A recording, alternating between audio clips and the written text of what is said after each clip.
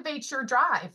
Is it exposure when you're exposed to other things that really ignites you? Is it that environment that you step into? It could be a little bit of both. Is it embarrassment? Is it fear? Fear of loss? There are many things that can activate your drive to really just say, I'm sick and tired of being sick and tired. Enough's enough. And you're going to do what you have to do to get to that level, right? So let's talk about that real quick as I'm still, hi, Moshita, Coach Mo's in the room. Thank you for joining us. Just saw you pop in. Anybody wanted to, let's type in the chat. Let's do this real quick. Let me get to the chat room. Please go to the chat. If you were on here last night, he talked about some of the things that can activate your drive. If you were not on here last night, some of the things are exposure, exposure to bigger things when you get in a room, or maybe a different, exposure to other people, right? How about environment? Environment is for me. I can walk into a different environment, guys, and it can light me up, and I can flip that switch real quick. All right. Is it fear? Is it embarrassment? What is it that really activates your drive? Let's go to the chat. And I'd love to see y'all get active here. Come on, but go to the chat. The teacher in me is coming out. I'm telling y'all this is active participation. Pain.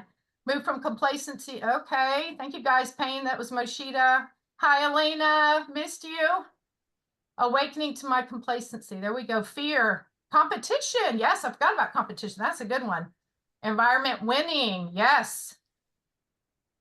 Keep going, guys. There's a lot of you in the room here. Put it in the chat. Come on, y'all. There we go. All right. I would love for you guys to also go to the chat. And there are right now 94 people in the Zoom room. We're getting ready to have 100 once I let in a few more people here. I would love for you to go to the chat. Everybody, you've got about 5 seconds. Type in where you're coming from. Let's go. Where are you coming from? I'm in outside of Atlanta. I can't type and talk and enter people in the room, so I'm not typing in the chat, but I'm outside of Atlanta. Where are we from? Vancouver. Des Moines. Well, y'all are fast. There we go. I see someone from El Salvador, Los Angeles, Southern California, Bolivia. Welcome. Sorry about that. Thank you guys so much. Okay, who was in the Zoom room last night? Put it in the chat. Put a number 1 in the chat if you were with us on night 1. Give me a 1. There we go. Lots of you. Woo! Fantastic, you guys. Wonderful. Thank you so much.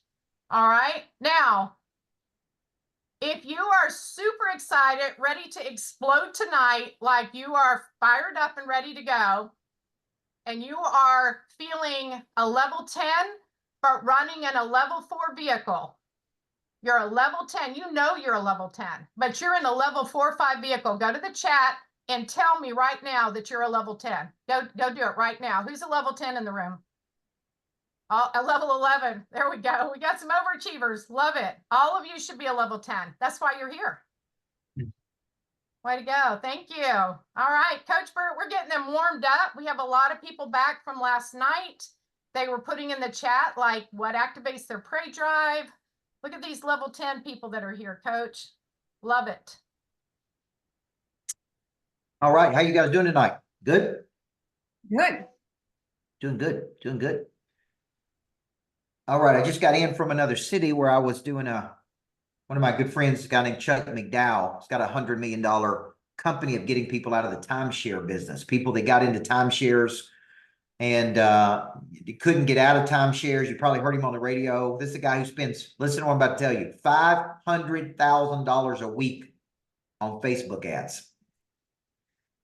Okay. And he asked me, he's got a Netflix show, and he asked me to come over today and be on his Netflix show. We just sat and talked ideas and business and so they're releasing these shows. I think they're filming these shows and they're going to be on Netflix. And he claims, he believes that entrepreneurism is a disease. Like you got to be a little crazy to be an entrepreneur. And anybody who's willing to put $500,000 a week into Facebook ads, man, is remarkably bold. But it's working, right? And so so I went over there and spent an hour, and then I didn't think I was going to be able to get back here because of traffic. So, so I'm like, Kelly, you think you could teach this 1 hour session? But I made it, guys. So I'm back at the Greatness Factory. I really enjoyed last night. I hope I didn't scare anybody. Jana was telling me today that I scared some people last night. And you know, because there's a side of me that's like, look, I want to create attention in your life. A good coach creates attention. How many of you had a coach at one point in your life that actually created attention? And although you didn't like it, you didn't always like it, it caused you to take an action, right? And Moshita Pettis is on here. Moshita Pettis played for me for 4 years. If you want to know what I was like as a high school basketball coach, everything you hear me talk about, just ask her, because she was actually one of my players. And she would get mad at me sometimes when I create this tension and push her, and she wore a shirt underneath her shirt like this, like I got 2 shirts on. She'd take her top jersey off and throw it, hit me right in the face, and she'd say, I quit. I'm out. And I would say, you know, Mo, go downstairs, calm down, and then come back upstairs and I'll see you at practice in a few minutes. And I'd say other people may have let you quit in your life, but you met somebody who ain't letting you quit. All right. So Moshita would go downstairs, calm down. She'd come back upstairs and she would practice. She would practice. And then, you know, 4 years into that, we sent her off to college on a 4-year basketball scholarship. Right. And then she became a basketball coach. Go figure that. And then she became a mini Coach Burt. So there's a moral in that story. And the story is there's going to be times in life you want to quit. If you don't think there's times in my life that I want to quit, if you don't think there are times in my life that I ask myself, why have I devoted 33 years to coaching people? If you don't think there's times in my life that I go, hey, there's a lot of ways for me to make money. I can make money today just off my real estate holdings and not coach people, right? But coaching gives me a sense of purpose. Okay. And taking the talents that the good Lord gave me and helping people move toward their goals gives me a sense of purpose. Okay. And so me pushing you is part of my role in your life. Creating attention is part of my role in your life. Okay. And so last night, if you remember, we talked about that tension and we put it into 3 categories. We said there's a pain, and the pain is this nagging at your conscience of you knowing you can play at a higher frequency. That is the pain that you feel. You can live with a low-grade fever for a long time. You can perform at a low level for a long time and go and justify it. You can justify it, whatever you want to say, whatever external excuse you would like to use. The economy softening, it's harder to do this in my industry. Other people like you could tell yourself whatever you want to tell yourself. Okay. But I guarantee you there is somebody out there in your industry that does exactly what you're doing that is probably absolutely crushing it. Okay. And they don't use the same excuses that you use. An excuse is a self-proclaimed opt-out clause. Okay. It's something you could do, you're capable of doing, but for some reason you don't do it. And then you blame other people. This was actually me for a number of years as a basketball coach. We would get to the same place every year. I would get mad. I would blame everybody else. If I had better players, if I had better facilities, if I had better administration, if I had better this. And then I sat down and had a real hard talk with me. And I said, maybe I have met the enemy and the enemy is me. Maybe I am contributing to this ceiling that I continue to hit. And the truth is, Sam and Tim and Robert, good to see you because I know you're in person of interest with me. The truth is, I was part of the problem. I had met the problem and the problem was me. It was my stubbornness. It was my lack of thinking bigger. It was my strategies. It was some of my mindsets. And guys, at that point, I told a gentleman this today. He went back and forth and he told me how great he was 17 times. And I finally just said, look, dude, you got to check your ego at the door. I can never get you to the where you're telling me you want to go as long as you think like this. It's okay to have a lot of confidence. It's okay. But I can't help a person who is not open and hungry and humble and teachable. So what happens is life kind of breaks us down and we reach a point of humility and then we go looking and then we get hungry. We get hungry. Probably one of the people I see that the most in is in Eric, who came to our couples retreat. He's probably I actually saw this process happen to him when he came to my house in Florida, and he basically said, "Man, I'm broken down, and I'm ready to get better. I'm ready to climb up." And since then, I've seen this dude show up and be hungry, but I can see it. I can feel his hunger to want to get to another frequency, and that's a good place to be, man. That's a good place to be because that is when the most significant growth happens in your life. When you say, look, I've checked my ego at the door, guys. So if you remember last night, we talked about the pain, and the pain is kind of a nagging, consistent feeling of like, I should be playing at a higher level. Okay. And it could be a financial level that you're getting to that you're frustrated with. It could be an emotional level. It could be you have the same problem over and over and over. It's a recurring problem in your life. Could be a team. You're not satisfied with where your team's at versus where you think it should be. But value the plateau, because it took me getting to the same place 7 straight years to go, I am ready to do something about this. I am tired of getting to the same place and hitting the same ceiling. And I went looking, and if you know my story, I actually reached out to my competitors. I reached out to 6 competitors who were beating me consistently, and I took them to dinner. In those days, that's all I had to give them. So David Barnes, all I had to give them, I didn't have any money to give them. All I could give them was to take them to dinner and buy them a steak dinner. And to me, that was a lot of money in those days. And I sat down with the same question: please tell me what I'm not doing. And the first guy said to me, he said, why are we here? It was a very, very rude dinner. And he had won 10 championships, and he sat down and he said, why are we here? And I said, we're here because I want to win a championship. And he said, no, you don't want to win a championship. And I said, what do you mean? And he said, I watch your behavior, and you do not want to win a championship. He said, you play easy teams. Your team is not battle tested. You get in big games and your team crumbles. And he said, so until you're ready to get real, don't talk to me about wanting to win a championship. That's how he started. That's how he started dinner. And I go, man, I thought this was going to be a nice dinner. I bought you dinner and I bought you a steak. But you know what? That is exactly what I needed to hear. I needed to hear somebody check me like that. I needed to hear somebody say, no, come on, man. I'm watching you. You're good, but you ain't ready for that. Okay. And you need to grow up. Okay. And I went home that night and I go, I didn't like the way he delivered that to me, but I needed to hear it.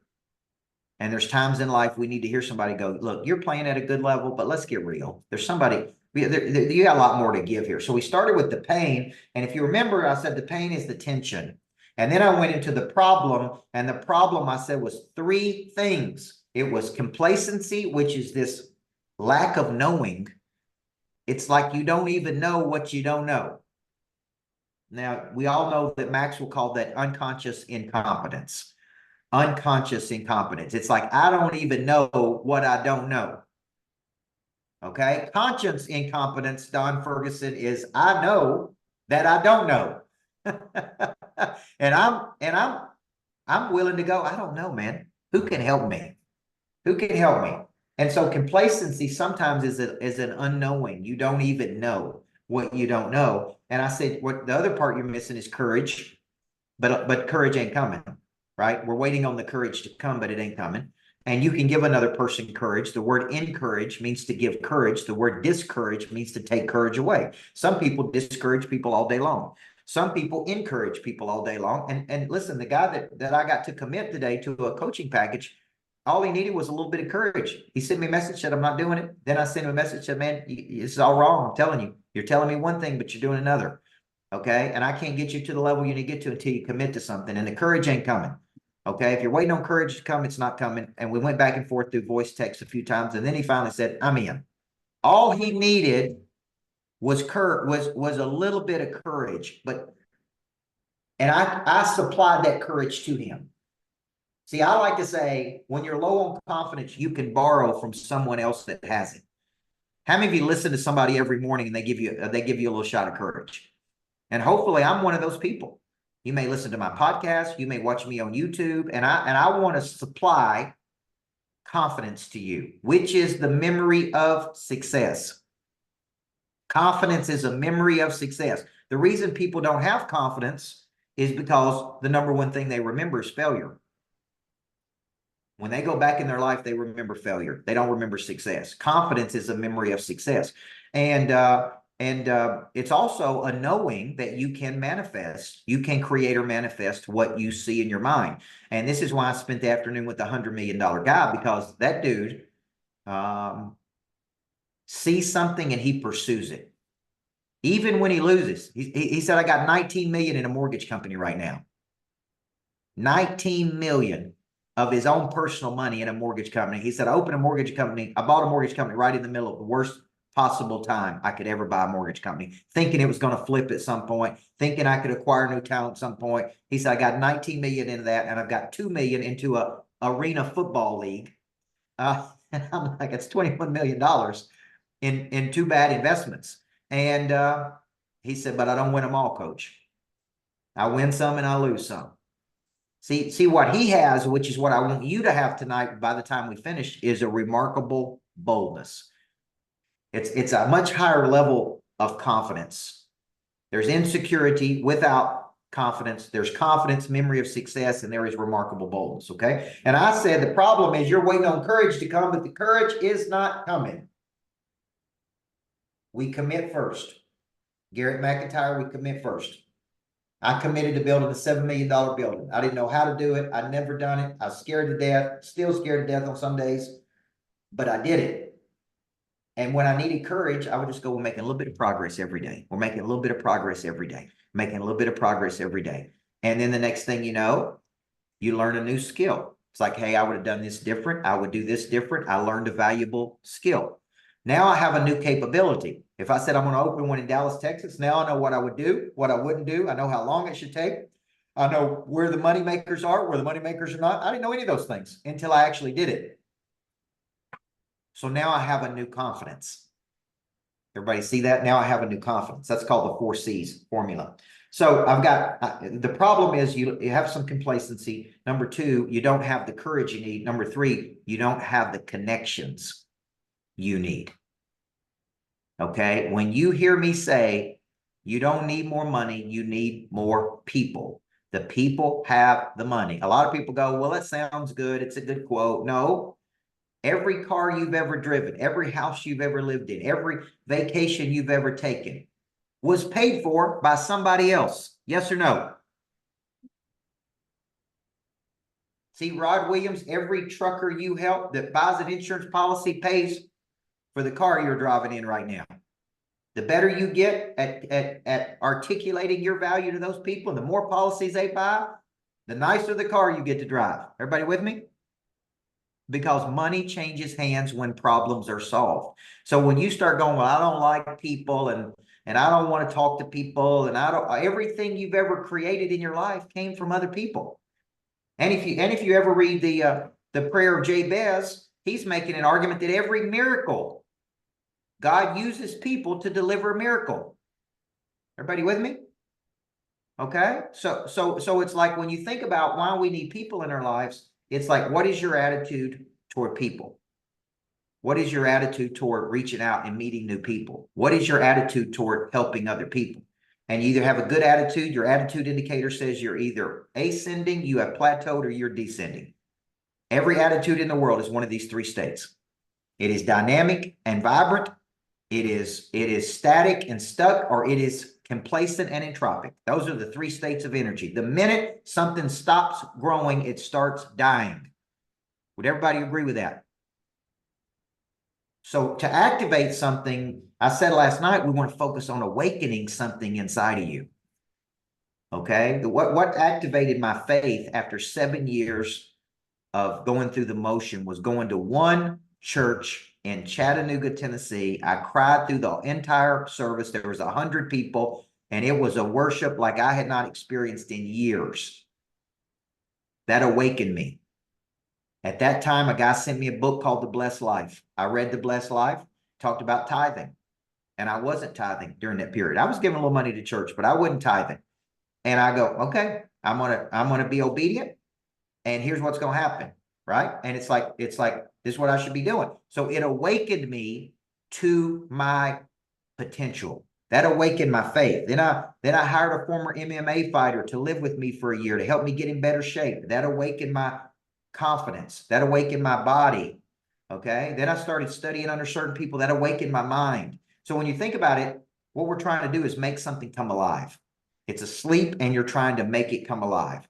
Okay. And that's really what we're trying to do there. And then I said, what is the solution to this? And the solution is to activate and reactivate the prey drive. And the prey drive is the instinct to pursue something.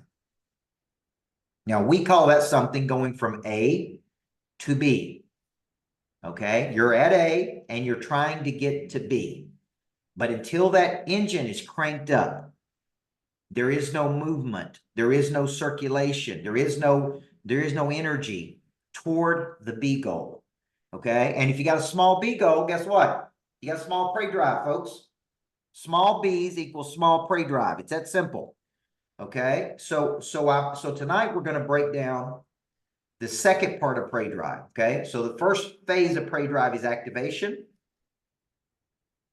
The prey drive has to be activated every day. There's certain things you can do to activate it every day, physically, mentally, spiritually, emotionally. And, you know, people always ask me, how do I activate my prey drive over a long cycle of time? It's not as complicated as you think. I set a big target. I wake up in the morning and I try to nurture all 4 parts of my nature. So I do something physically, and I don't even care if you just get out and walk. I try to do something spiritually, which for me is to listen to a sermon. I try to do something emotionally, which is spend time with my kids for an hour in the morning.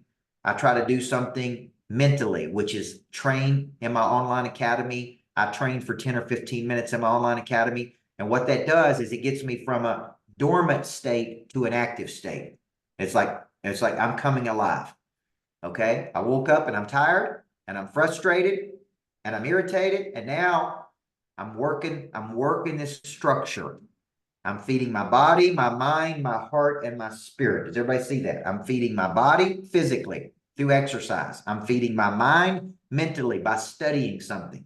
I'm feeding my heart emotionally. That's relational. And I'm feeding my spirit spiritually. And if I get that in by 8 in the morning, I'm good.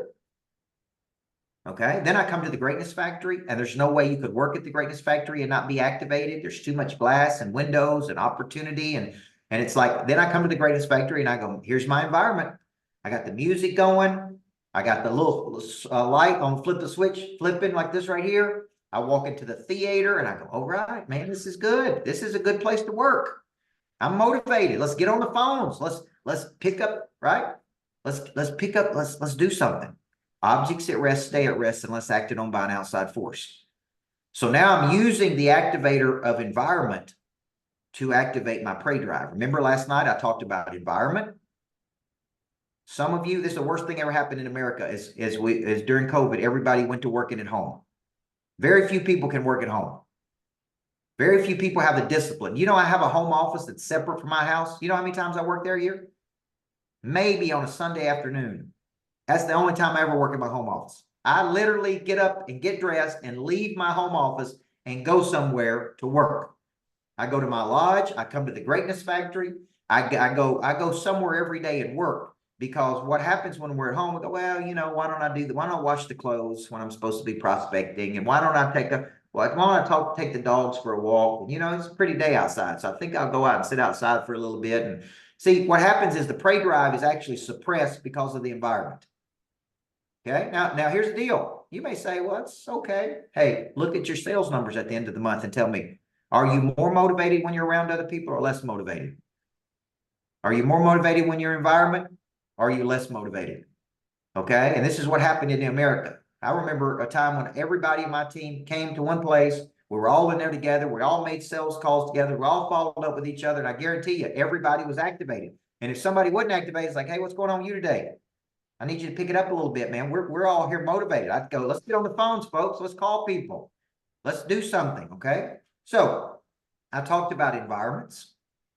I talked about exposure, which is seeing something with the mind's eye. Okay. And I talked about embarrassment. Okay. And embarrassment is not, I don't try to embarrass people, but I do teach people to think about the gap between where they are and where they should be. And that would be the gap between A and B. This gap serves two purposes. It motivates and it frustrates. Right? The gap between where you are and where you would like to go motivates you and it frustrates you. But here's the deal. The frustration is a good thing because the frustration causes you to take an action. When you get frustrated enough, you will change. Now, if you ever reach a point where you're feeling ungrateful, if you ever reach a point where you're chronically unhappy, and I'm telling you, I can be, you guys see me as a highly motivated person, but I can be unhappy. I can be chronically unhappy. And you know why? Because I'm never satisfied with where I get to. I get somewhere and I want something else, right? I win something and I want to win something bigger. So my wife actually said to me one day, can't you be happy about anything? She's like, no matter what you achieve, no matter where you go, no matter what you do, you're always right. And I said, that's what motivates me. Movement towards something bigger motivates me. Okay. Now, the point of that, though, is when you're not feeling motivated, instead of looking forward, you actually need to look backward. And you need to ask yourself, am I better off today than I was 90 days ago? Am I in a better position today? And there's two types of gains you're going to experience. You're going to experience quantitative gains, which are things you can measure. And you're going to experience qualitative gains, which are things you can feel, but you cannot measure. If I'm happier today than I was 90 days ago, that's a positive. If I had a big breakthrough, I was in a coaching session today with one of my coaches and who's coaching me. And we don't necessarily have quantitative breakthroughs in these coaching sessions. There's a lot of qualitative breakthroughs. And let me tell you what a qualitative breakthrough is. It's like, I see this different. Going back and forth with you, I see it different than when I thought about it. I'm thinking about this in a new way. I've got clarity. How many of you think just having clarity is a big win? I know where I want to take this. I've got some momentum around this. See, that's qualitative. I can't measure it, but I can feel it. Okay. And what that does is that progress motivates. So A to B serves two purposes. One, it activates. Okay. It activates the drive. Number two, it frustrates because you're measuring the gap, as Sullivan would say, versus the gain. And everything's a gain, by the way. Even when you lose, you don't lose, you learn. Okay. If you can ever look at life like this, there is no such thing as rejection. Some will, some won't. So what? Let's keep moving. We don't lose in life. We learn.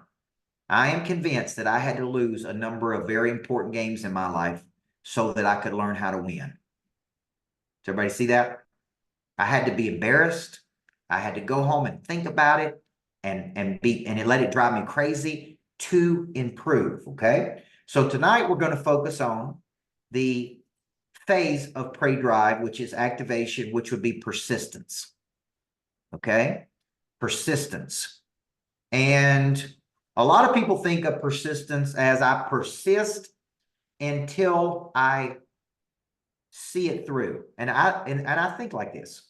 I tell my team, you see it through to its logical conclusion. And what does that mean? You start and you take it as far as you can take it until they're either committed or they're out. Very few people do this in our society. They take something through to its logical conclusion. If I showed you the stats, we got real estate people in here tonight. Every stat in America shows me that every real estate transaction should be worth, they're going to buy 4 to 7 homes in their lifetime. Every satisfied person should be worth 5 to 7 referrals over the lifetime of the consumer. It takes 7 to 15 touches 80% of the time to convert a prospect to a client. And every stat in the world tells me people go 1 to 2 times in the follow-up. 98% of people never follow up after sale. Tim, you're in the car business, okay? I already told you, I have a very expensive car. And I would think that dude would be following up with me all the time to what? Create referrals to get me to come back and get another one. Like I don't understand why he wouldn't think it's a high value of his time to engage with me at a deeper level. But that's not how people think. They think I want something easy. I want something quick. I want somebody to walk into the dealership and buy a car right now. They don't think nurture. They don't think follow-up. They don't think engagement after the sale. And let me tell you why. You know why they think that? The brain doesn't want to go. The brain doesn't want to work something it's already captured. Once you capture something, the prey drive goes, let's go capture something else. You don't want to go backward. It's like, let's go back into the jungle and kill something else, right? But you got to tell the brain, right? You got to tell the brain, this is a high value of my time to follow up with people. This is a high value of my time to work people after the sale. This is a high value of my time. So persistence, some people would equate it with a long obedience in the same direction. Some people would consider it passion, irresistible belief for motive or action. That's why I keep going. But what if I told you one definition of passion means to suffer? See, we don't want to talk about that. Do you see people today that make millions of dollars and you go, oh, they woke up one day and they were lucky or they got a break that I didn't get? No. What they did is they suffered a lot of long nights, a lot of early mornings, a lot of follow-up, a lot of being told no, a lot of rejection, a lot of people doing something stupid to them, right? They suffered. They have the willingness to I'll use a Dabo Swinney quote here because Les is a big Dabo Swinney guy. They have the ability to suck the sour to get to the sweet. They have the ability to stick with something. Now, does that sound like our society today in America? No, it doesn't. It sounds like I want something right now. I don't want to work for it. So what builds persistence in people? This is why I use stats so much. The stats tell me how many times you have to go. So let's look at the law of diffusion. I want you to write these numbers down if you're taking notes, because this gives perspective on how much volume you have to create. The law of diffusion tells me that only 2.5% of the people see something one time and take action on it. 2.5%. These are called innovators. It tells me that 13.5% of people have to see something 1 to 3 times before they take action on it. Those are called early adopters. It tells me that 34% of people have to see something 3 to 7 times before they take action on it. 34% of people have to see something 7 to 15 times before they take action on it. And 16% of people, Sam Norton, are never going to take action on it. I don't care how good it is. I don't care how it could change their life. And I used to go speak, Greg, and I would go in sometimes and speak and go, I could not have hit that any better than the way I hit that presentation. And I know because I've been doing this 30-some years. And I would say, why the hell didn't everybody sign up for my coaching program? Like, it shocked me, right? Like how did I coach that hard and connect with the audience that good and only 4.9 out of 30 people took action. Because the truth is, it's not that they didn't trust me, they didn't trust them. See, this is a big problem with your customers. It ain't that they don't trust you, they don't trust themselves. Would you agree? They don't trust themselves. So I started going, okay, I didn't fail. I didn't fail. I learned. So I started going. People would ask me, my assistants would ask me, how many books should we take to your speaking engagement? And I said, 30% of the total number. If you got 100 people, I need 30 books. If I knock it out of the park, we're going to sell every one of those books. 30% of the people are going to buy a book. But they're not all going to sign up. So out of 100 people, the percentages tell me on a good day, 16% of people may sign up on my best day. Everybody with me? Okay. On my best day, 16% are going to show up. Now, this is why Kelly's got to follow up 7 to 15 touches. And this is why Steve Floyd's got to follow up 7 to 15 touches. And this is why, right, people on my team have to follow up, because you could see it and love it and still be scared to take action on it. Everybody see that? So I see where so many people lose money, Melinda, is because they don't work the muscle. Okay. So what I say is there is no wasted movement. Every time you tag a person, every time you text a person, every time you voice text a person, every time you video a person, every time you follow up with a person, there is no wasted movement. Does everybody see that? And I don't care how good you are, you're going to have to go the 7 to 15 touches that the percentages tell me that you have to do. And I see a lot of people go, well, I didn't close the deal. Here's what I hear. I didn't get in touch with them. See, when I call a person, I call them, I leave them a voice text, I video them, and then I the same day, I'll hit them again. Man, I noticed I didn't hear back from you today. Then I'll hit them first thing in the morning, the next morning. You know, I say, good morning. Good morning. I stay right there with them. And I fight for that deal. And I don't give up on a deal. And I even tell them, there ain't nobody. Here's what I would tell them, David Barnes. I told the dude today, I said, there ain't nobody going to fight for this harder than I am. Nobody. There ain't a salesperson out there that's going to stay the course like I do. And you know why? I'm not aggressive. I'm convicted. I have 100% belief. 100% belief that I cannot help a person until they take action. Now, somebody asked, what if they block me? I don't know that I've ever been blocked. I blocked some people. Okay, it's one of the best things Facebook ever invented, folks. Block. And let me tell you something. I block people that hate on other people. If I see somebody make a negative comment about another person who I don't even know, I block them. Because I don't believe in doing that to people. So if somebody's out there trying to make it and somebody gets on there and is negative toward them, I just block them. I don't even know who they are. It's a great invention. I tell my people, if you use your personal cell phone and somebody acts a fool, just block them. And there will be people act a fool. If you help enough people, there'll be enough people act a fool. Okay. We have an award every day in my company that somebody always wins. It's called the Bozo Award. Somebody's the bozo every day.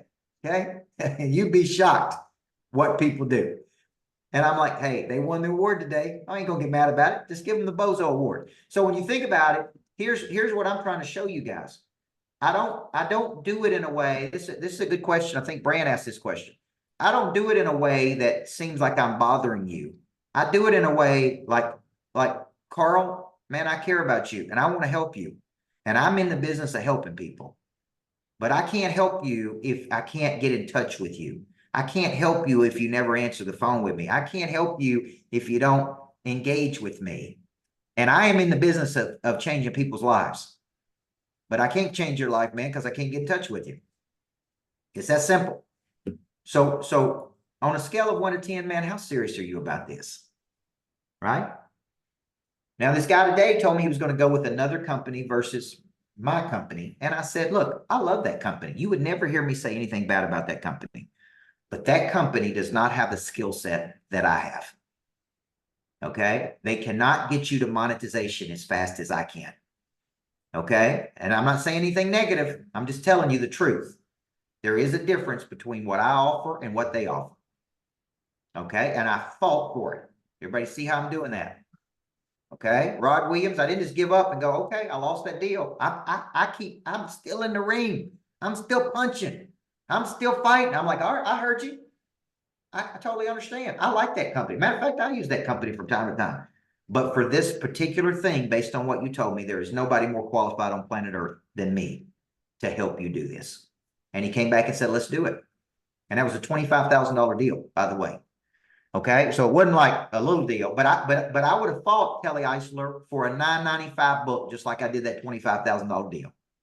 Everybody see that? I would have fought just as hard for a person that's coming in at 97 bucks or 197 as I did for that deal, because that is what Prey Drive is. Prey Drive is your instinct to pursue. And I hate losing more than I like winning, Elizabeth McGee, right? I hate losing more than I like winning. I hate getting to the end of the day not hitting our target. So persistence. So what builds persistence in us? And it's a structure. Okay. So I've already given you one structure, which is the way I start my days, by feeding the body, the mind, the heart, and the spirit.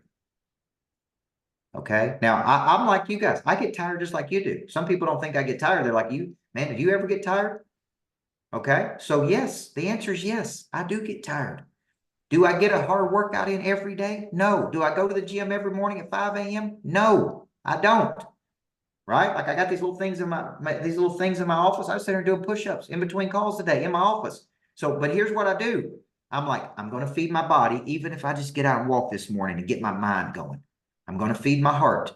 I'm going to feed my spirit. I'm going to feed my mind. I'm going to activate that drive. That's the first structure I use every day to go from deactivation of Prey Drive to activation of Prey Drive. Everybody with me?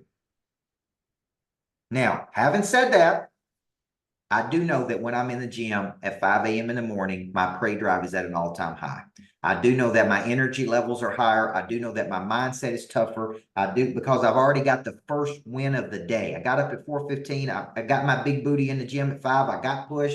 I got my heart rate up to a high level. Like I know I am at my best when I do that. But if I don't do it, if I need to sleep, if I need to rest, I go, okay, I'm going to get up. I'm going to go for a walk. I'm going to listen to something. I'm going to do this. I'm going to get that Prey Drive activated. So the first structure I use is the morning structure. 86% of the wealthiest people in the world have some kind of consistent structure in the morning. They don't just roll around out of bed, slumber into the day, goof around. They've got a structure. That builds up persistence. The second structure I use is a selling system, an operating system to generate leads. Okay, so when I get to my office, I'm working through, the structure I'm working through is a selling system. So here's what the selling system looks like. Number one, I start with my level 10 opportunities. What are the greatest opportunities available to me that I need to stay focused on? Okay. We call those level 10s, and I want 3 level 10s. Number 2, I go, who are my Blue Marlin relationships that can help us move toward the B goal? Who are my biggest relationships I need to be working? Not all relationships are equal, folks. Some people bring more value than other people do. Okay. Doesn't mean people are more important than other people. It means not all relationship equity is equal. Okay. So it's like, okay, who are my Blue Marlin relationships I need to be nurturing? I need to be spending time with. Okay. Then I move to who is on my hit list today. Let me use another word. Who can I help? And who can help me? Okay. Now, Chuck McDowell, the guy I was with today, has been telling me for 2 years, I'm going to sell my company. You and I are going to do some coaching together. And it's taken 2 years and we still don't have this thing together. We're still working on it. We're still nurturing it. He's a Blue Marlin. He could help me move to my B goal. And I have the persistence to just stick with him because I know he's got a lot going on. He's trying to sell a company. He's trying to do this. So I don't get frustrated with him. I stick right there with him. And he may be on my hit list for the day. I'm going to hit Chuck McDowell today. So you say, well, what do you do, coach? Let me not make it complicated. I send him a voice text. Hey, Chuck, really enjoyed spending time with you today. Man, I love you. Can't wait to work with you in the future. You and I are going to do big things together. Everybody see how simple that was? Do you know what people ask me all the time? Steve, can I get a script? People always ask me for a script. Listen, you don't need a script to be a human being, folks. Here's what you say. Chuck, I enjoyed my time with you. I love working with you. I can't wait till we do something together. See, that's a hit list phone call. So I go level 10s, Blue Marlins, hit list. 3 level 10s, 3 Blue Marlins. Okay. Typically 3 to 5 people on the hit list. I've already got 9 things to do this morning. Everybody see that? When I get to my office, I got 9 things to do. It ain't like, what am I going to do today? It's like, I already come into the day knowing what I'm going to do.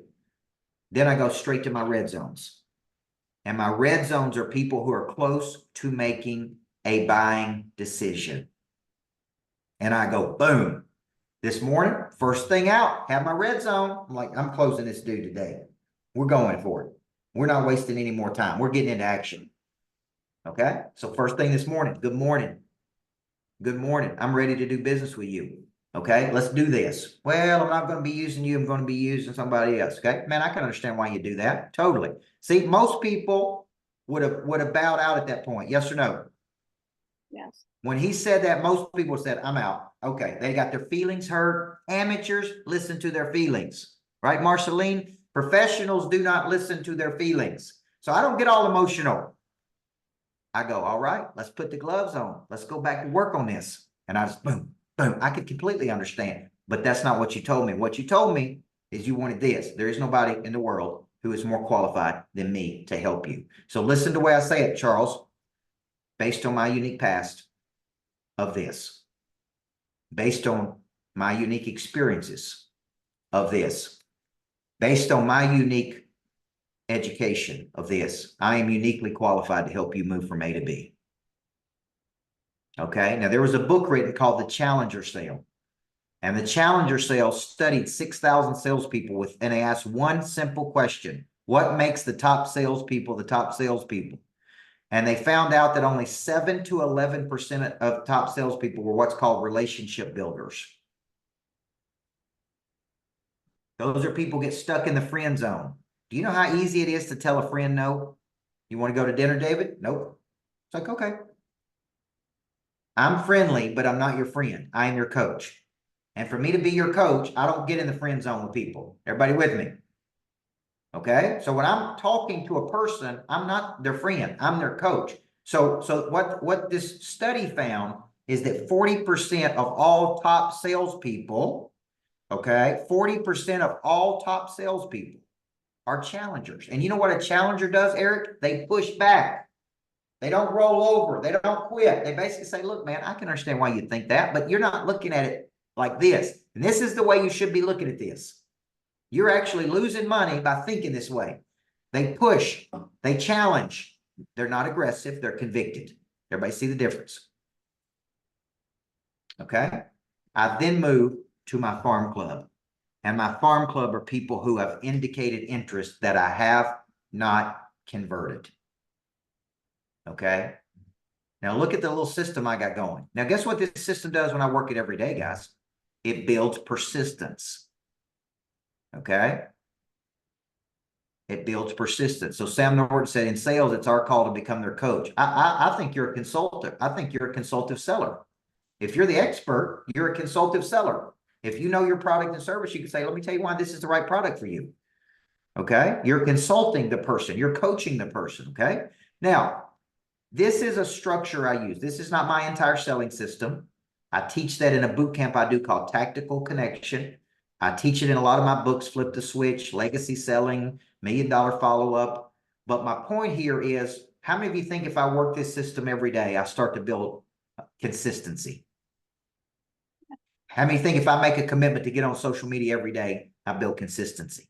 How many of you think if I say, man, I'm going to write 3 emails a week, I build consistency? What I'm doing is I'm creating a structure that helps me build persistence. Now, why would you not do these things? I was asking Jana on my team, I said, what did you think about last night? You know, did you think I pushed people too hard? Do you think, you know, do you think I connected with the audience? And she said to me, well, you know, I think people struggle with insecurity. And so they don't do a lot of things that you teach because they have some type of insecurity. Okay. And so they're afraid to go do these things because the only reason you have an insecurity is because you have a fear of failure, you have a fear of embarrassment, or you have a fear of rejection. What if I took all those things off the table for you? See, Jimmy Evans is one of my favorite pastors, and he did a sermon series called I Changed My Mind. And he changed his mind about anxiety, changed his mind about fear, changed his mind about rejection. See, all you have to do is change your mind about it. There is no such thing as rejection. I cannot control the response. I can only control the stimulus. Objects at rest stay at rest unless acted on by an outside force. So what I see is missing in people is a remarkable boldness to ask a person for something, to put themselves out there. And until you build that remarkable boldness, you never do anything big. Never. You need the boldness. That is a striking fearlessness. Where does that striking fearlessness come from? One day I just woke up and I said, man, I'm going to be bold today. I'm going to have fun. I'm going to be bold. I don't care if people like it or don't like it, because my confidence is not predicated by what other people think about me. Does everybody see that? Some will, some won't. So what? Let's just keep on moving. There is no such thing as rejection. I'm going to use the fear of embarrassment and the fear of rejection to activate the prey drive to go into battle. Okay. And that is really what we're looking for there, to go from insecurity to confidence to boldness. So where does the boldness come from? The boldness comes from changing your mind about anxiety and fear and embarrassment and actually saying, thank you, I owe you. People don't believe in you, thank you, I owe you. People make fun of you, thank you, I owe you. People think you're not good enough, thank you, I owe you.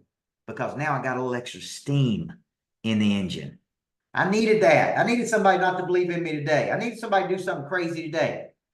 Thank you, I owe you, because that thunderbolted me out of any complacency that I might have. Once you get to this place, guys, that prey drive is going to be high. Your results are going to be crazy. And what's going to happen is you're going to start getting yourself in rooms and you're going to know that you deserve to be in those rooms because of your persistence and your consistency. Now, I'll close with this and then we'll take some questions. Rick Pitino wrote a book many years ago called Success. So just however, just simple success. And he talked about deserving to win. Private victories precede public victories. See, when you're practicing, nobody sees it. Like you're in there with yourself. There's no fans. There's no people. And when you know that you paid the price and you're the real deal and you put the work in, you start feeling like you deserve success. It's been warranted. If you don't pay the price, if you don't touch the line, if you don't put the work in, there's something in your internal subconscious that says, I don't deserve to win today, man, because I didn't do what it took to win.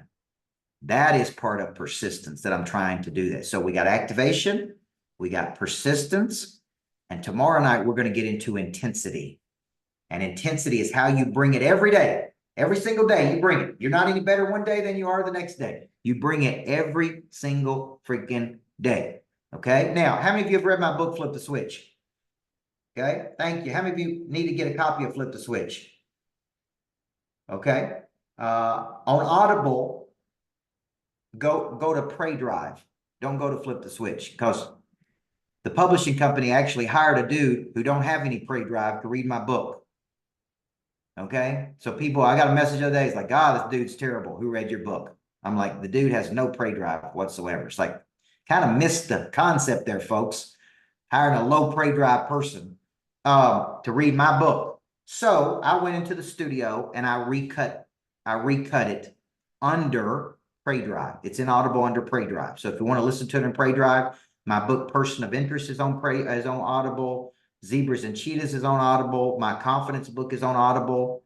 Those are good places to start. But if you remember last night, I made an invitation, and the invitation was, I'd love to have you come to my Activate conference.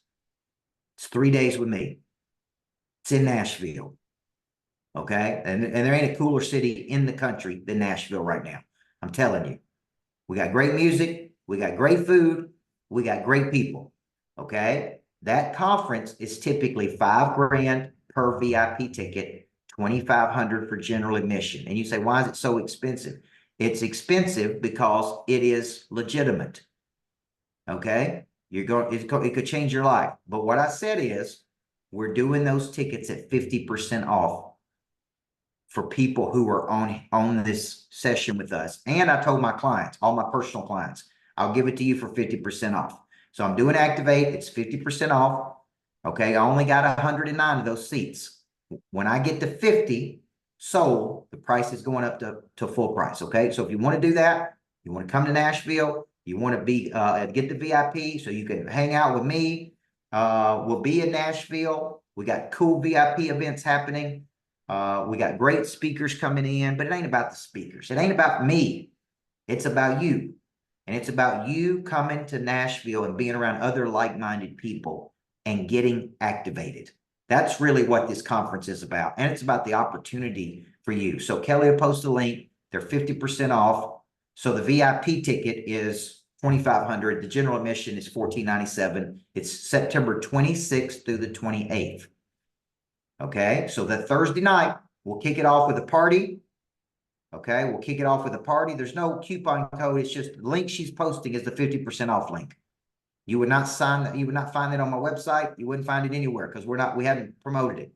So the link Kelly is posting right now is the 50% off link. You go there, you purchase your ticket, and you come to Nashville. Okay, so it's Kelly. Just keep posting it several times so people can see it. Okay, so we kick it off Thursday night with a private party. Then we have Friday during the day in the conference. Then, boom, we're Friday night we'll do something. Then we come back on Saturday. I mean, it's 3 incredible days. I don't know. I mean, this is not a game changer. This is a life changer. And I'm not saying it because I'm in it. I'm telling you because that's what people tell us. Okay, that's what people tell us. All right. The second thing I ask you to do, if for some reason you can't come to the conference, but you want to do something with me and my organization, then book a strategy call. And Steve will post the link to book a strategy call. And basically you just, boom, book a call and say, this is what I want to do. It's completely free. He'll listen to you and we'll make a recommendation on exactly how we can help you. Okay. And there's a lot of programs we offer. Obviously, many of you are in those programs, so you know. Man, I can't help you till you commit to something. I mean, I just can't help people until they commit to something. Okay. Now, Chuck McDowell asked me a question today on this TV show. It's going to be on Netflix.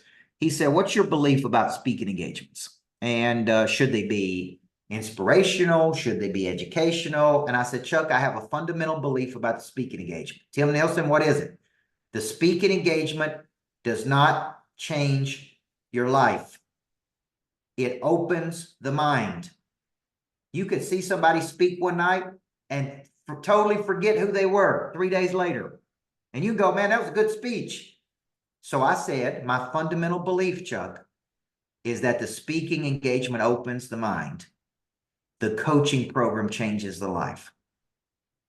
Okay? I said, what if I saw you speak and I go, man, that was good. That was a good speech. What if I got to spend a year with you, studying under you, having conversations, engaging with you? Which one do you think would change my life more? Me, right? That's what I say about my books. My books are great books. They're not going to change your life. They're going to open your mind. Being mentored by me would change your life. Coming to the Greatness Factory, being in a program with me would change your life. And I said, that's my 100% belief. And he said, that is an incredible belief. What if I told you that's the same belief Zig Ziglar had? What if I told you that's the same belief that Russell Brunson had? What if I told you that's the same belief that some of the top experts in the world have? Reading a person's book does not change your life. It opens your mind. Okay. Being mentored by them changes your life. So that's why it's so important to get close to your mentors. Okay. And be in a room with them and be inspired by them. Okay. So there's your two options tonight. Book a strategy call, book a ticket, come to Nashville, go online, Southwest, baby. Everybody's in first class on Southwest. Okay.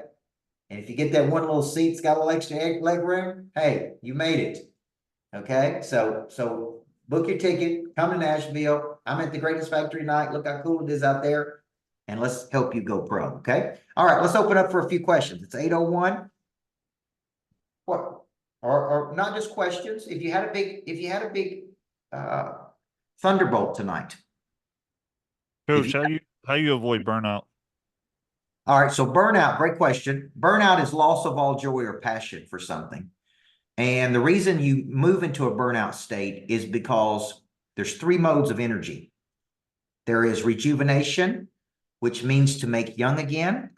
There is mechanical, and there is burnout. So if I am rejuvenated, I'm fresh, I'm vibrant, I'm alive. That's attractive. If I burn that engine for too long, I move into mechanical. If I burn the engine in mechanical, guess where I end up, guys? In burnout, which is loss of all joy or passion. So the way I avoid this is I use a time system. I rest, I practice, I perform like an athlete. Okay. I rest and I sleep, guys. I get 8 hours sleep a night. People ask me, do you sleep 3 or 4 hours? No, I sleep 8 hours a night, every night. Okay. And when I'm on the road, if my time systems are up, if I'm on the East, I love the Eastern time zone because I can sleep till 7 o'clock and it's only 6 o'clock. Right. It's like I rest like an athlete. Tomorrow I'm getting on a plane. I'm flying to Florida for 4 or 5 days at my house in Florida. And my house in Florida, you say, well, what's that different? I could ride my golf cart to my office in Florida. I relax, right? I don't have any coaching appointments. I went hard this week, Monday, Tuesday, Wednesday, like an athlete. I performed. I'm up at 7, 8 o'clock at night doing these for you. Then I rest and I recreate. Okay. Then it's like I practice, I think, I write, I work. Then I come back and I perform. And when I perform, I want to perform at a high level, just like an athlete, just like an artist. See, some of y'all work 7 straight days. You don't sleep. You don't have time to take care of your body. You're tired. You're exhausted. Then you wonder, why am I burned out? My granddad said you eat banana pudding every day for 10 years, you eventually get tired of eating. Doesn't matter how good the banana pudding is. Now, here's my point. I got burned out at 31 years old from coaching. And you know why, Van? Because I worked 80 hours a week for 13 straight years. 31, I'm like, I don't want to do this. I don't want to talk about it. I don't want to look at a basketball. I am totally burned out. I've lost all joy and passion for this. So then at 31, I go, I don't want to do that again. And I learned a time system, an entrepreneurial time system. You rest, you practice, you perform. And that is the way you avoid burnout. Thanks, Coach. Great question. All right, Daniel, what's up, big guy? And Hello, I do a lot of coach. slams, which are B12 shots. I think it's a placebo. I don't know if it works. I just think it's got energy in it. Go ahead, Daniel. Okay, hello, coach. Thank you for the session today. I just wanted to ask because you mentioned, you said quantitative change and breakthroughs, and you also mentioned qualitative change and breakthroughs. So I wanted to ask, is there a way like you were able to like measure if your pre-drive or if you're performing at a high level? Because I feel maybe me, for example, I might think I'm performing at a high level, but I'm actually not. So how do you kind of differentiate that? That's a great question. Now, when I was working on my doctorate, I had courses in quantitative and qualitative measurement. and I couldn't understand why I was in these courses. What did it mean? What I really learned is that there's two types of measurement. There's qualitative measurement, which means I can feel it, but I can't measure it. Let me give you an example. I can feel when I got a bunch of energy. I can feel when I've got a good attitude. I can feel when I've got chemistry. I can feel when I'm like feeling progress, but it's hard to measure. Okay. Quantitative measurement is I can measure it. I could say, I was in meetings with my accountant yesterday, and we were going through numbers of where am I today versus where I was last year at this same time. Quantitatively, are we making more money? Are we making less money? Have we produced more revenue? Have we produced less revenue? Does everybody see that? Okay, that's quantitative measurement. Okay, and I could actually be generate more income and feel like we're not making progress. Or I can feel like we're making progress and not be making more money. So what I'm trying to show you here is there's a feeling about prey drive. That's why I told you, Daniel, my prey drive is at its highest when I get in bed. I get up at 4:15. I go box at 5 a.m. I have time and space to myself. I see my kids and family. I'm on my A game. I can feel it. My prey drive is lower when I don't do those things. That's qualitative measurement. I've never measured it, but I can tell you. I know when I'm on my A game and when I'm not. That's a feeling. And when I'm not on my A game, Daniel, it's because I didn't work the routine. I didn't work the muscle like I was supposed to, man. I didn't get the rest. I didn't get the workout in. I halfway did it. Right. And I'm just not as good as I could be. Doesn't mean I'm bad.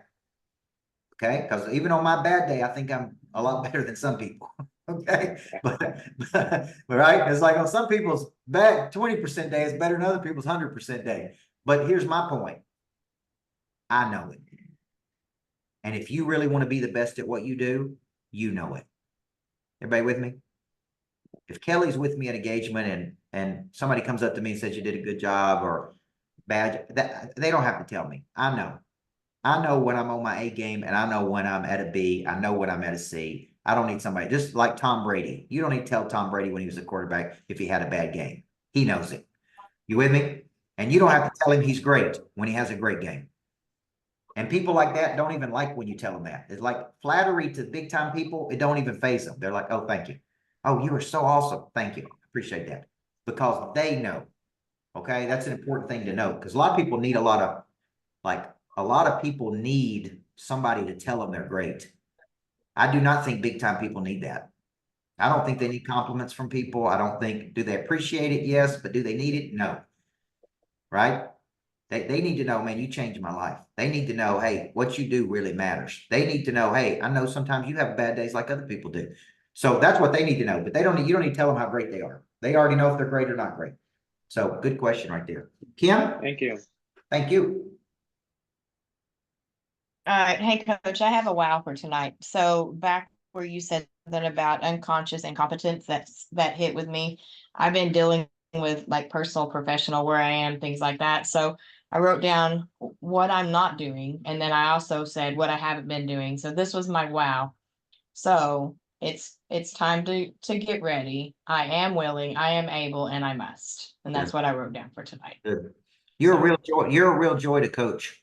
I really like your hunt, and I really like your prey drive. And I'm going to give you credit because she came to see me in person in Dallas. She sat on the front row. Okay. She got in a room with me. Okay. And sometimes we learn through observation just by seeing people show up every day. Everybody see that? Okay. And you got to, I was learning from a guy today that's worth 50, 60, $70 million, guys. I'm sitting there with him. He's interviewing me. And we're going back and forth, and I'm watching him. How loose is he? How relaxed is he? How funny is he? Right? He's making bigger bets than I am. He's taking bigger risks than I am, but he's just calm, man. He's just relaxed because he knows he can find a way to win. Now, I'm going to say this to everybody on here, and I want you to hear this. I was telling Dan Martell wrote Buy Back Your Time. Incredible, incredibly smart dude. I was interviewing him in my podcast. And I said, man, this building this greatness factor scared me to death. And he said, go back to a time in your life when your back was against the wall that you didn't find a way to win. And I thought, man, Go back to a time in your life that your back was against the wall, that you didn't figure out a way to win. And remember, there is no losing. We don't lose, we learn. If you take it like that, it's like, hey, I didn't lose in those days. I learned something. And the loss taught me something that helped me win. Right, Joshua? Sam, what you got? Well, honestly, I think you just answered it with the go back to a time when your back was against the wall and you didn't let yourself win. Because I was going to ask you about what, because I have multiple head injuries and I get super duper confused and like want to vomit kind of thing. Like I get physically ill whenever I get overwhelmed and stuff like that. And then like waking up early and like I woke up early today and I started off with prayer, like 30 minutes of prayer. Then I read something inspiring for an hour, and then I like got on to the thing. So that was my first time after reading your book. I'm really really inspired, but I'm scared with confusion because I have a really difficult time articulating, and Yeah. especially if I'm so passionate about something like that, and like people, I come off as either what do people call me? They off-putting, they lose interest immediately with me, and I like I promise I care, I love you, I love Yeah. people. Yep. I rub them the wrong way, and I don't like Yeah. is that just a balance thing or All right, great question. And I think Mike White is on here. Mike White is on my team, and he's got so much passion and so much desire to help people. But sometimes that desire to help people can be real intense. yeah. And so what I've been teaching him is to slow down, have an awareness that you're coming at people, and the way you're coming at people is your mind is thinking faster than you can communicate. Okay. And he'll send me messages and I'll text it back. I'm like, what in the hell are you talking about? Like, you sending me half sentences. It's like, I don't even understand. He'll get in the morning, watch 30 of my videos and post 17 notes to the team. And it's just the way his mind is processing information so fast. And I'm like, when you're communicating with another person and you're real intense, that can actually activate the croc brain in another person. It puts them in a defensive posture. The brain is scared of anything. So what it does is when you're real intense, people are like, whoa, just chill out, sister. Okay. So what I'm trying to show him is slow down, communicate effectively. Okay. I know you're thinking fast, but not everybody's understand what you're saying, and you're going to be a better communicator, and people are going to respond to this better than this intensity that you bring. Okay. And I see a lot of people like it. So for you, the first step is awareness. I realize that I can be a lot and intense, and I realize that some people that scares them. And so I try to balance that with bringing it back down some, slowing down. Okay. Does that help you? Well, like, because also if I do slow down, I slow down too much. Yeah. I have a difficult time balancing kind of Yeah. thing, because then if I do slow down, I'm like I run it way too much, and then they don't know what the hell I have. There's like Yeah. no connection, and I don't. I'm Well, just now. you're mentioning first- you're mentioning some key words. Connection Yeah. is very important. And there's to connect to other people, there's a lot of intrinsic validation. There's a lot of lowering walls of resistance. There's a lot of, like learning the art of connection. That is an art and a skill in itself. Would that be a book, or is this something that I need to work on first? Yeah, kind of I thing? think what I would do if I was you is I would read, there's a lot of books on connection, but one of my favorite books on connection is Today I Begin a New Life. Today I Begin a New Life by Dave Blanchard. Today I Begin a New Life. It talks about lowering the walls of resistance, intrinsic validation, what real connection is. You know one simple strategy to use for real connection? Let's say that Melinda tells me she's having I say, how you doing, Melinda? She said, I'm having a rough day. A lot of people just glaze over that. One real strategy with connection would be to say, tell me more about that. Unpack that. Tell me what's going on in your life. Or noticing that a person is not on their A game and just saying, man, you don't seem like you're on your A game days. Everything okay? These are little things that people don't do anymore. They don't meet and greet. They don't have an awareness of other people. They don't know how to interact and exchange with each other. And so these are things that you got to learn. These are Just things. like I'm sorry, but the consideration, just the quote with consideration is I read that last night and that blew me out of the water because I spent my entire life just considering other people and let that hold me back. But that was just the most beautiful quote saying that it was a blockage, basically. It's blocking myself because I want to judge what other people are going to be doing.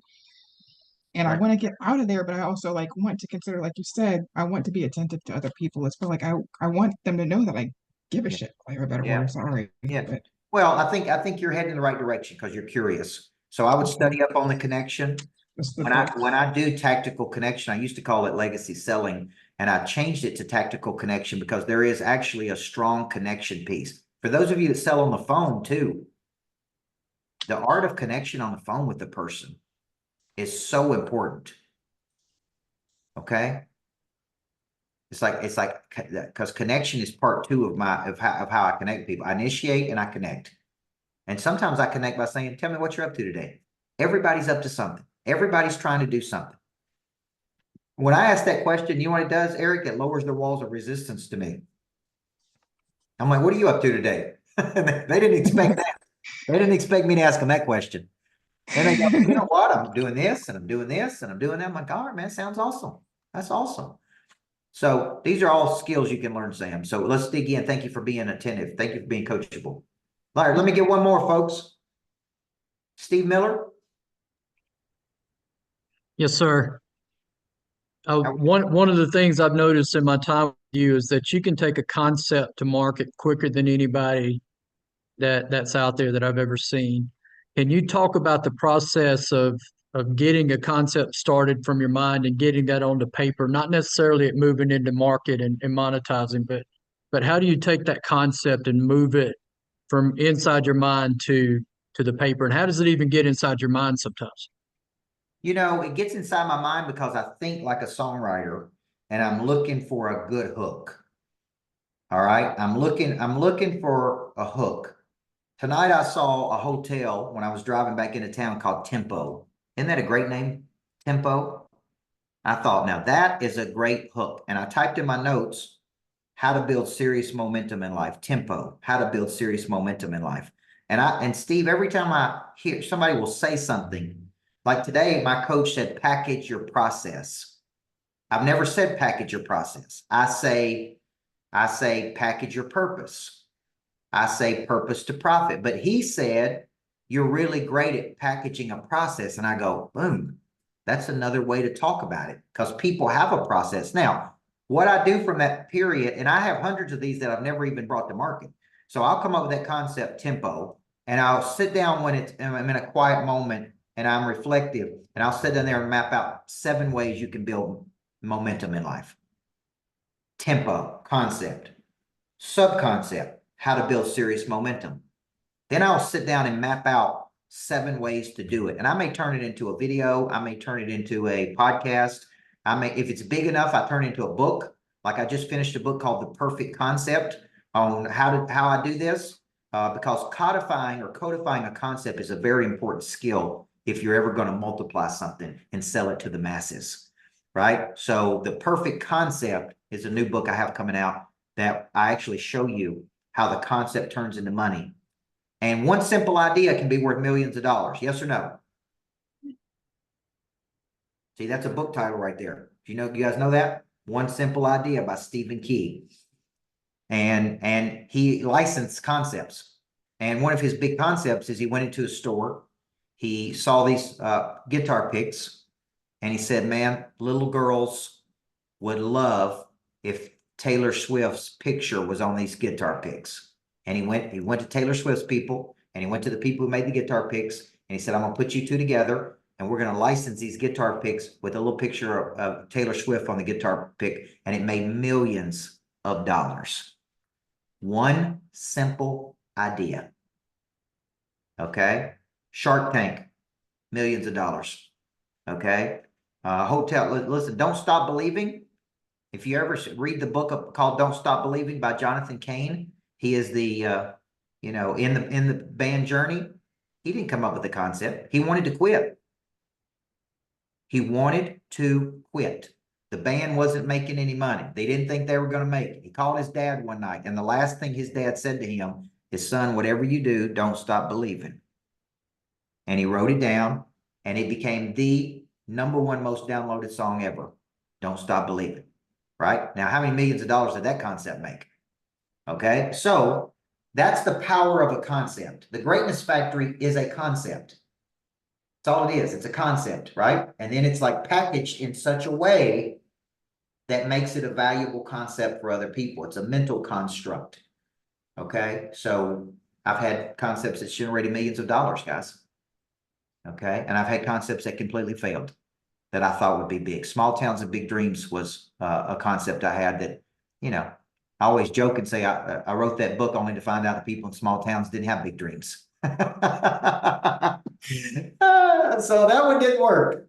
The Anatomy of Winning didn't work. That's a book I wrote about winning. That didn't work at all. Okay, so it's like good concept, great concept. So that's kind of how I do it. Sometimes I turn it into a product too. So I try to productize it, which is something we're doing.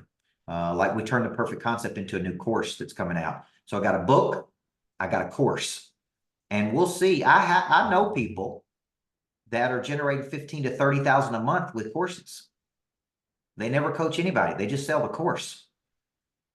You see where I'm going? So here's the remarkable boldness, Steve Floyd. If they can do it, we can do it.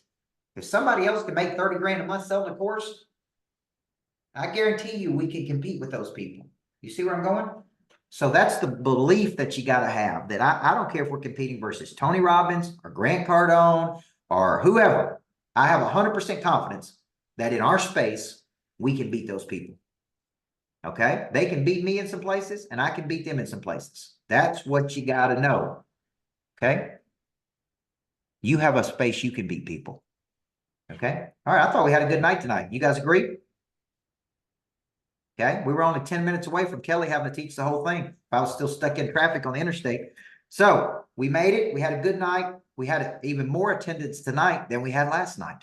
So last chance, I'll be coming back tomorrow night. I will be in Florida, and I'll be coming back tomorrow night, and I will be doing this from my office in Florida, and we'll come back and we're going to hit intensity. We're in a 3-night series called Activate. I hope you're enjoying it. I did promise you that I would email out the replays to everybody who showed up. Okay. And we're doing calls. So Steve's calling, Sebastian's calling, Kelly's calling. We're trying to engage with you to say, what are you trying to do? How can we help you? So answer the phone and talk to them and say, look, this is what I'm trying to do. Okay. But book a strategy call, get your ticket to Activate. Okay. And be in a room with me. And I promise you, you will enjoy this. Okay. I promise you it can be a life changer. All right. Thank you guys. Have a great night. Everybody needs a coach. Love you guys.